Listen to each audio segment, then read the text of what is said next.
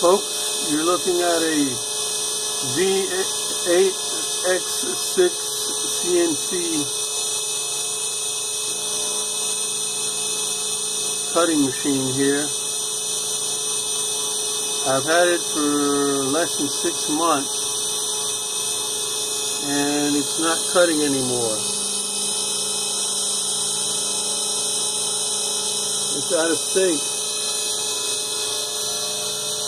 And I can't contact the seller because I bought it from overseas.